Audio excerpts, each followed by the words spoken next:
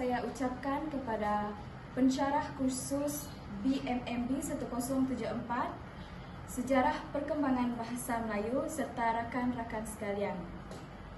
Saya Elia Elka Puyang dan rakan saya Najira Hana Robin akan membentangkan mengenai usaha memartabatkan bahasa Melayu. Bahasa Melayu merupakan lambang jati diri dan warisan bangsa yang perlu dipelihara serta dimartabatkan sepanjang zaman. Usaha memartabatkan bahasa Melayu ini tidak akan berjaya tanpa adanya sumbangan para tokoh yang gigih memperjuangkannya melalui bidang pendidikan, penulisan, penyelidikan dan dasar bahasa. Tokoh-tokoh seperti Zak Aba, Nik Safia Karim dan Raja Ali Haji telah memainkan peranan penting dalam memperkukuh kedudukan bahasa Melayu sebagai bahasa ilmu, bahasa rasmi dan bahasa kebangsaan. Melalui karya pemikiran serta perjuangan mereka, bahasa Melayu ini akan terus berkembang dan menjadi medium utama dalam pembinaan tamadun bangsa Malaysia yang berdaulat. Terdapat 4 tokoh bahasa yang kami pilih yang telah memartabatkan bahasa Melayu, iaitu yang pertama ialah Zainal Abidin Ahmad atau yang lebih dikenali sebagai Zaba. Seterusnya ialah Raja Ali Haji dan Profesor Emeritus Datuk Dr. Nik Safia Karim dan yang terakhir ialah Tun Abdul Razak Husin. Bahasa Melayu merupakan lambang jati diri dan warisan bangsa yang perlu dipelihara serta dimartabatkan sepanjang zaman. Usaha memartabatkan bahasa Melayu ini tidak akan berjaya tanpa adanya sumbangan para tokoh yang gigih memperjuangkannya melalui bidang pendidikan, penulisan, penyelidikan dan dasar bahasa. Tokoh-tokoh seperti Zak Aba, Nik Safia Karim dan Raja Ali Haji telah memainkan peranan penting dalam memperkukuh kedudukan bahasa Melayu sebagai bahasa ilmu, bahasa rasmi dan bahasa kebangsaan. Melalui karya pemikiran serta perjuangan mereka, bahasa Melayu ini akan terus berkembang dan menjadi medium utama dalam pembinaan tamadun bangsa Malaysia yang berdaulat. Terdapat 4 tokoh bahasa yang kami pilih yang telah memartabatkan bahasa Melayu, iaitu yang pertama ialah Zainal Abidin Ahmad atau yang lebih dikenali sebagai Zaba. Seterusnya ialah Raja Ali Haji dan Profesor Emeritus Datuk Dr. Nik Safia Karim dan yang terakhir ialah Tun Abdul Razak Husin. Tokoh yang pertama ialah Zaba. Beliau dilahirkan di Kampung Bukit Kerdas, Jempol Batu Kikir, Negeri Sembilan pada 16 September 1895.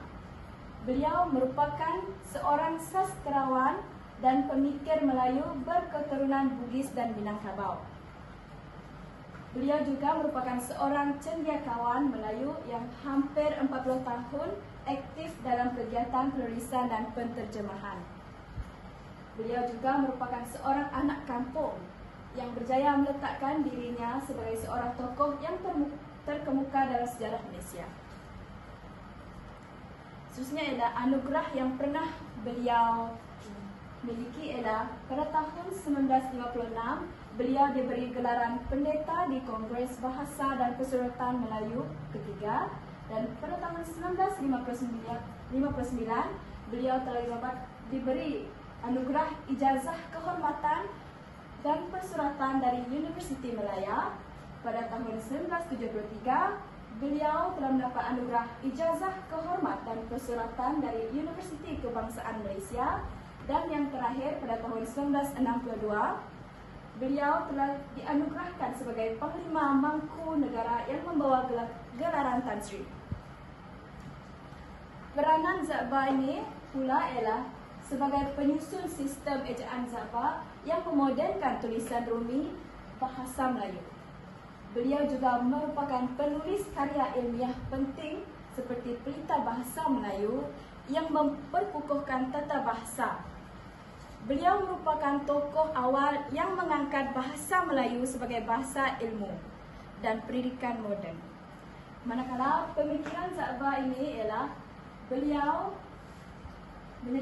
menjadikan bahasa Melayu perlu diperkemaskan secara sistematik dan formal. Beliau juga berfikir bahawa bahasa merupakan alat pembentukan akal budi, identiti dan martabat bangsa. Akhir sekali, beliau menegaskan bahawa penulisan dan penggunaan bahasa mesti berpaksikan ilmu yang benar dan sahih.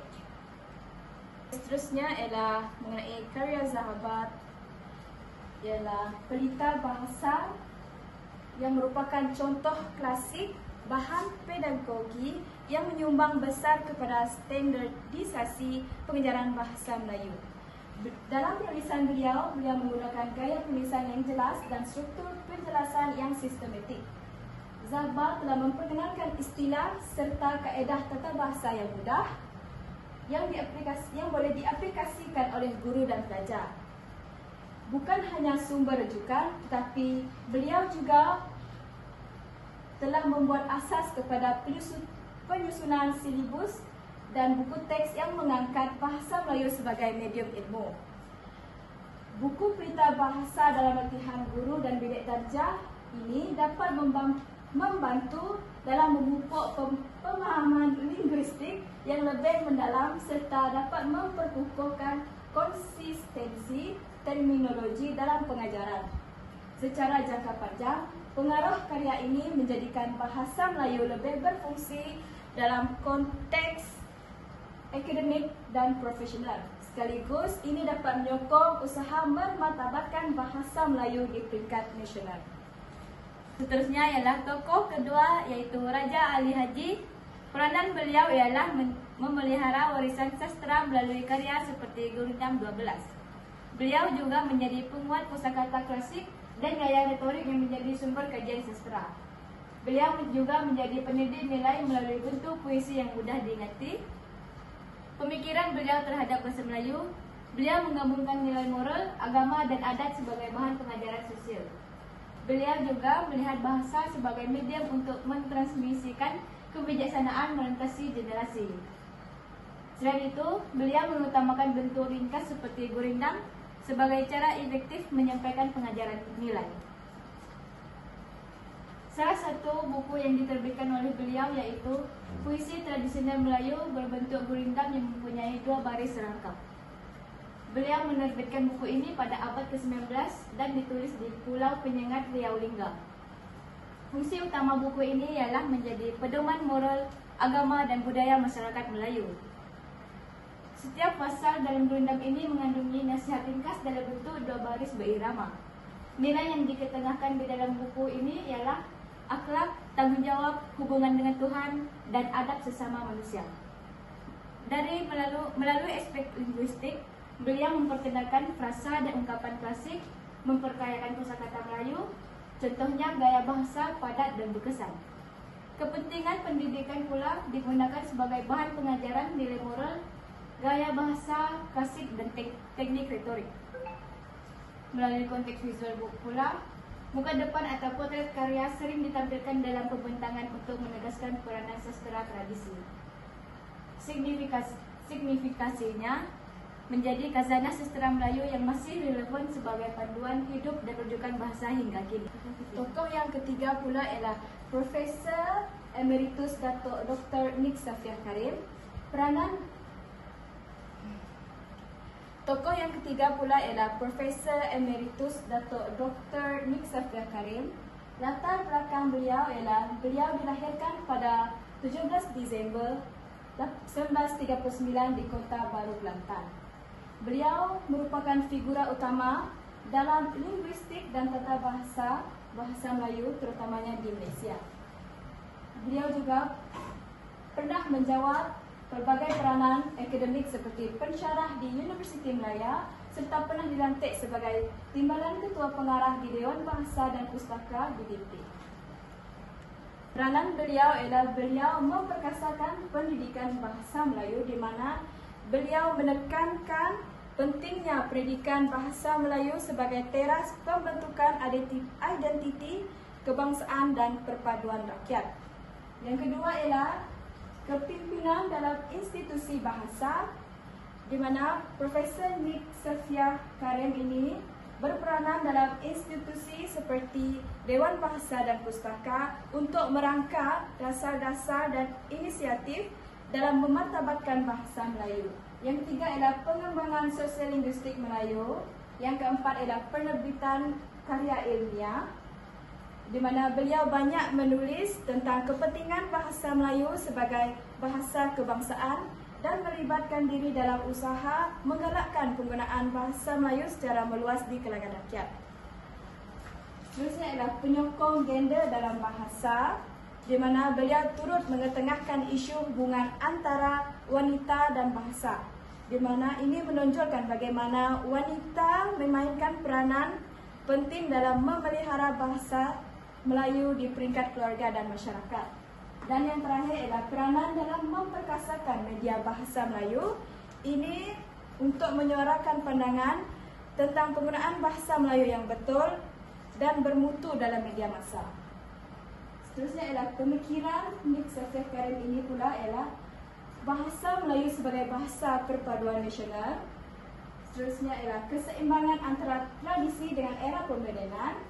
Selain itu, bahasa Melayu sebagai bahasa ilmu dan pentadbiran, dan peranan wanita dalam memelihara bahasa, dan yang terakhir pula ialah bahasa Melayu sebagai wadah kebudayaan.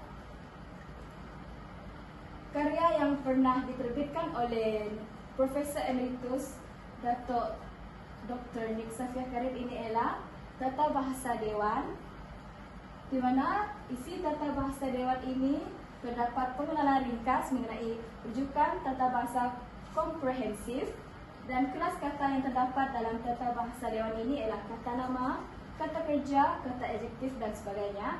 Dan struktur ayat yang terdapat dalam Tata Bahasa Dewan ini ialah frasa, klausa dan susunan subjek, predikat dan objek.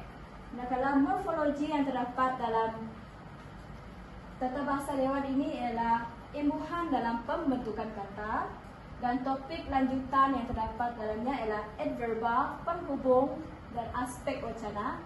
Kegunaan Tata Bahasa Dewan ini ialah untuk penyusunan guru dalam bahan pengajaran, standardisasi ejaan dan tata bahasa. Tata Bahasa Dewan ini ialah panduan praktikal dengan contoh penggunaan untuk guru, pensyarah dan penulis. Akhir sekali, penggunaan Tata Bahasa Dewan ini dijadikan sebagai sumber standard ketika menyediakan bahan pengajaran dan menilai tata bahasa seseorang. Seterusnya ialah tokoh keempat, iaitu Tun Abdul Razak Hussein. Peranan beliau dalam memartabatkan bahasa Melayu ialah beliau menjadi perintis dasar pendidikan kebangsaan yang mengusulkan sekolah kebangsaan. Beliau juga menjadi penggerak pemartabatan bahasa Melayu sebagai bahasa pengantar rasmi dan menjadi pengarah transformasi Institut Pendidikan melalui bahan, latihan guru dan kurikulum. Pemikiran beliau terhadap usaha memartabatkan bahasa Melayu ini ialah pendidikan kebangsaan dipakai untuk mewujudkan perpaduan dan identiti negara. Beliau juga menggunakan satu bahasa pengantar, iaitu bahasa Melayu, penting untuk keseragaman komunikasi rasmi, dan seterusnya beliau menekankan pelaksanaan partikel, iaitu buku teks, latihan guru dan penstrukturan kurikulum. Penyata Raza 1956 dan implikasi kepada bahasa Melayu. Pada tahun 1956, penyata beliau dikeluarkan dengan mencadangkan sistem pendidikan kebangsaan dan penggunaan bahasa Melayu sebagai bahasa pengantar utama untuk memupuk identiti kebangsaan. Manakala pada tahun 1957 sehingga 1960-an, pesertaan dasar berubah menjadi penstrukturan sekolah kebangsaan, penyusunan sukatan pelajaran, penghasilan buku teks dan latihan guru dalam bahasa Melayu. Kini, impak jangka panjang bahasa Melayu diperkukuh dalam sistem pendidikan dan pentadbiran. Cabaran kekal dalam peningkatan bahan ilmiah dan latihan profesional. Baiklah, secara keseluruhannya, keempat tokoh ini melengkapkan antara satu sama lain dalam perjuangan memartabatkan bahasa Melayu. Yang pertama, Za'aba membina asas tata bahasa modern yang menjadi panduan pengajaran. Seterusnya, Raja Ali Haji memperkayakan sastra dan sejarah sebagai warisan budaya. Tambahan pula, Tun Abdul Razak mengukuhkan dasar pendidikan yang menempatkan bahasa Melayu sebagai bahasa pengantar utama. Dan akhir sekali, Nik Safiya Karim memperhalusi kajian akademik dan menghasilkan rujukan standard yang digunakan sehingga masa kini. Gabungan usaha mereka menunjukkan kesinambungan perjuangan bahasa dari zaman tradisional hingga ke era moden. Bahasa Melayu bukan sahaja berkembang sebagai komunikasi harian, tetapi juga sebagai bahasa ilmu, budaya, pentadbiran dan perpaduan bangsa. Sumbangan mereka membuktikan bahawa bahasa adalah teras identiti nasional dan tanpa usaha gigih tokoh-tokoh ini, kedudukan bahasa Melayu mungkin tidak sekuat hari ini. Baiklah, itu sahaja pembentangan kami pada hari ini. Terima kasih.